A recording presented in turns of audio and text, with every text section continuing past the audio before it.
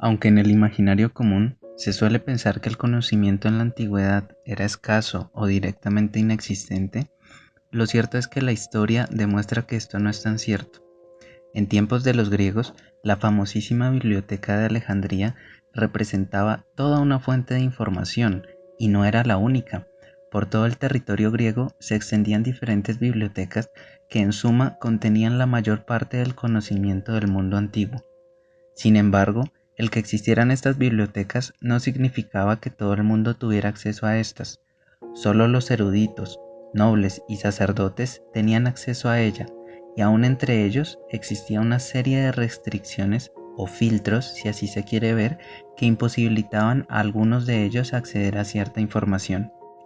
Es innegable que con la destrucción de esta biblioteca se perdieron miles de años de investigación y avance científico. Sin ir más lejos, la máquina de vapor que propició en el siglo XVIII la revolución industrial ya había sido descrita por Herón de Alejandría, de quien se tiene conocimiento solo a través de referencias, ya que su trabajo se perdió junto a la biblioteca. Hoy, más de 2000 años después, la información a la que tiene acceso la humanidad es prácticamente infinita. Cada segundo se suben a Internet aproximadamente 24.000 gigabytes de información. No obstante, al igual que en tiempos de la Biblioteca de Alejandría, un velo en forma de filtro se interpone entre nosotros y la información. Vemos los videos que YouTube pone en nuestra página de inicio, leemos las noticias que las redes sociales ponen en nuestro feed y escuchamos la música que Spotify nos recomienda. Prácticamente no hay sitio en Internet en el que no pasemos por un filtro que determine qué información es la que debemos ver. Por el momento, estos filtros parecen ser más de utilidad que una incomodidad o un problema. ¿Por qué molestarse con que Spotify nos diga qué música escuchar mientras lo que nos recomiende sea de nuestro agrado? Pero ¿qué pasa cuando los filtros son usados para privarnos de la información? ¿Acaso seremos entonces como los griegos de antaño que nunca conocieron de la máquina de vapor, no porque se haya destruido la biblioteca, sino porque aun cuando existía no se les permitió tener acceso a esta información? ¿De qué información se nos priva cada vez que abrimos nuestro Facebook o leemos una noticia? La respuesta a esto quizás la podamos encontrar en sociedades en extremo vigiladas como la inglesa o la china, sociedades que ya empiezan a ver la otra cara de la moneda con respecto a estos filtros. La vigilancia en el Reino Unido tiene sus raíces en la Segunda Guerra Mundial, donde la inteligencia obtenida a través de la interceptación y análisis de señales ocuparía un papel fundamental en el surgimiento del criptoanálisis como recurso militar. Durante el periodo de posguerra, el Reino Unido empezaría a explorar sus capacidades de vigilancia, llevando a cabo proyectos como los Cinco Ojos, enfocado en la interceptación electrónica de las comunicaciones, que traería consigo un incremento sustancial en las capacidades de vigilancia de la nación a lo largo del tiempo. El Reino Unido acababa de empezar un gran proyecto de vigilancia que terminaría afectando a su población de maneras que nunca creyó posibles.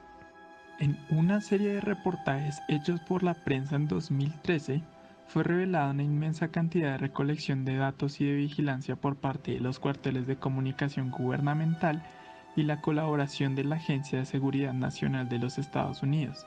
De aquí surgiría el término de vigilancia en masa, aquella vigilancia que tiene en cuenta la inmensa mayoría de las telecomunicaciones, redes sociales y encuentros entre las personas. Una vigilancia monumental que no había parado de construirse desde el periodo de posguerra. Claramente estos estados de vigilancia no serían posibles sin una buena conjunción entre los sistemas informáticos, el hardware que es necesario para llevar a cabo la vigilancia a tan gran escala y los algoritmos que sean capaces de atrapar la relevancia de los datos en utilidad para las naciones, y en este caso particular para el Reino Unido. Claramente son los algoritmos los que posibilitan este nuevo arsenal mediático, que terminó impactando a la población del Reino Unido durante el Brexit. Es el cambio que se da en el tratamiento de nuestros datos, que ya no es solo recolección, pues ya hay inteligencia capaz de predecir nuestros pensamientos, nuestras acciones y nuestras posturas políticas. Y en cuanto no todos pueden ser fácilmente manipulados, La cantidad de personas que sí llegaron a ser manipuladas tuvieron un impacto significativo para la toma de una decisión que cambió la perspectiva europea del Reino Unido. El Brexit tuvo ayudas no solo de los métodos de campaña convencional, sino que también obtuvo colaboración de la ya conocida Cambridge Analytica, una compañía que se jactaba de obtener grandes datos de su población segregada de personas a través de sus cuentas en Facebook. El punto importante de este hecho recae en las sórdidas herramientas que Cambridge Analytica nunca reveló. ¿Qué algoritmos utilizaron para describir a la población? Es probable que la mera recolección de datos y tratamiento de estos de manera manual fuera imposible para el impacto que lograron tener sobre las personas del Reino Unido. Así que solo puede entenderse el impacto de estos algoritmos en la medida que analizamos su impacto en las sociedades del mundo de hoy. Detrás de toda esta gran infraestructura tenemos un gran esquema judicial. La percepción que han tenido las autoridades para mantener el control ha ido en detrimento de la vulneración de la privacidad de las personas. Parece que nada es privado y todo lo que usamos en Internet, nuestras redes sociales y nuestros vínculos terminan siendo interceptados y recolectados para su uso indebido sobre nosotros. Esta vigilancia a veces no es tan explícita como la mayoría de las personas podrían imaginar, y en esto en parte se debe a la gran tarea que han hecho aquellos que han diseñado estos sistemas para esconder dentro de los beneficios de un mundo conectado las oscuras intenciones donde las personas empiezan a perder su privacidad. No hace falta hablar más de las implicaciones que estos algoritmos han tenido sobre las vidas de las personas en el Reino Unido, donde recientemente los cambios políticos más grandes han sido influenciados por estos. Los estados de vigilancia parecen ser más extensos que las grandes cantidades de cámaras que habitan en las superficies de Londres. Y quizás entender este estado no sea un problema trivial, algo que se corte de raíz, porque los algoritmos se han vuelto parte de la vida cotidiana de las personas, y así, para evitar que sus datos sean utilizados en formas que ellos nunca han aceptado, también significa eliminar de sus vidas los beneficios que han conseguido en la era digital. Al parecer, es más sensato reinventar nuestro entendimiento sobre los algoritmos, que empoderan a las naciones y grandes empresas que terminan enfocando todo su arsenal en el control masivo de nuestras emociones, de nuestro tiempo y nuestro futuro. Son las personas las que dictaminan en este tiempo el uso, el control y el alcance de estos algoritmos sobre nuestras vidas.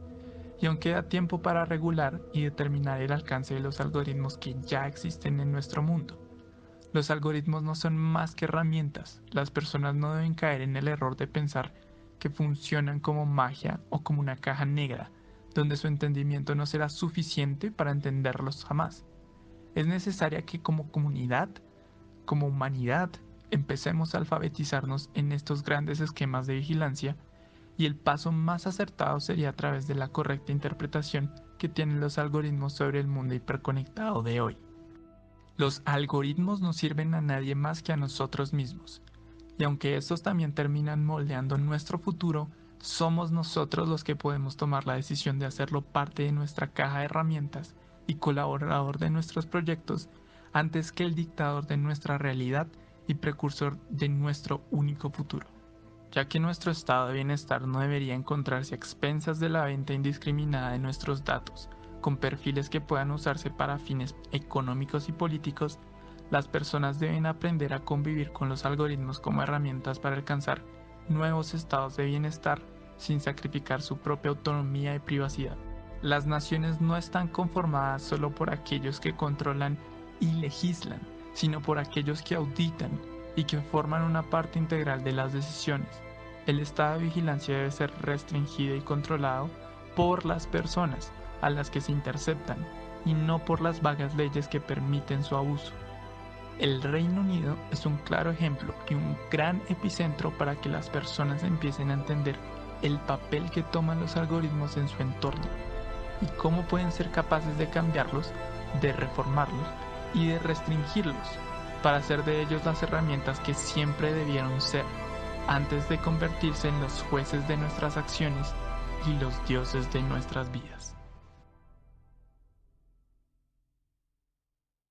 Para vigilar a una persona no es necesario tener una cámara de vigilancia para rastrear cuáles son sus acciones. No es necesario tener un sistema para poder ver qué están haciendo. Teniendo los datos recogidos de las redes sociales, de sus actividades en su computador o en su celular, es posible tener los gustos, las aficiones, las creencias y su posición política sin que la persona sepa. Cambridge Analytica era una empresa británica de consultoría política que combinaba la apropiación indebida de activos digitales, la extracción de datos, la intermediación de datos y el análisis de datos con la comunicación estratégica durante procesos electorales. Esta empresa supo cómo explotar los datos de los usuarios de las redes sociales para no solamente vigilarlos, sino también cambiar su posición política y su perspectiva del mundo. Cambridge Analytica se involucró en el referéndum para la adhesión del Reino Unido a la Unión Europea en 2016, apoyando a los votantes persuasivos para que voten por su salida de la Unión Europea.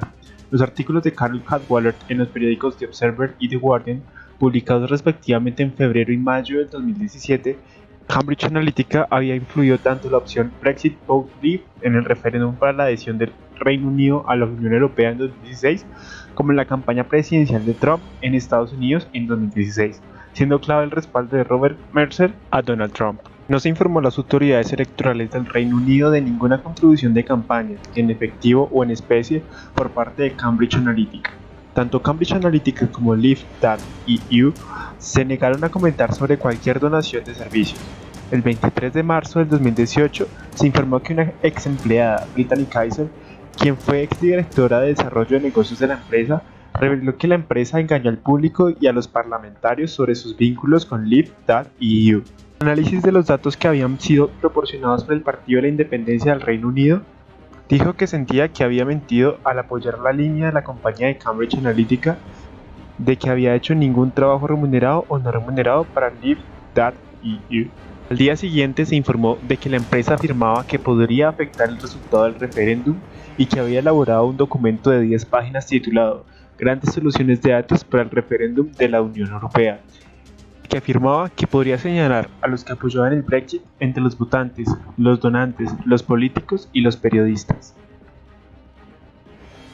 Pero hay que tener en cuenta que Cambridge Analytica no pudo haber hecho todo esto sin ayuda de todos sus endpoints que le permitían predecir y cambiar la perspectiva de cada una de estas personas. Los endpoints además eran proporcionados por muchas redes sociales, entre ellas Facebook. Facebook es una de las redes sociales más grandes que existen en estos momentos. Millones y millones de personas lo utilizan día a día para conectarse con sus amigos. Sin embargo, lo que no se sabe es que Facebook utiliza millones de datos que guarda sus usuarios para venderlos y así tener una ganancia económica. Es así como se logró el negocio entre Facebook y Cambridge Analytica, haciendo que las personas que con sus likes, estados, publicaciones y muchísimos más elementos que permitían a Facebook rastrearlo, hacían que Cambridge Analytica tuviera mayor cantidad de datos para luego poderlos utilizar para su propio beneficio, que en este caso sería ayudar en campañas políticas para que el candidato que ellos escogieran tuviera mayor aceptación entre todos los ciudadanos. En este punto nos hacemos varias preguntas. Por ejemplo, ¿cuántas veces Facebook ha cambiado nuestra perspectiva del mundo? ¿Cuántas veces alguna compañía como Cambridge Analytica habrá podido cambiar nuestro pensamiento, haciendo que tal vez nuestras ideas ya no sean como las teníamos antes, sino que sean programadas por alguna persona o alguna entidad externa?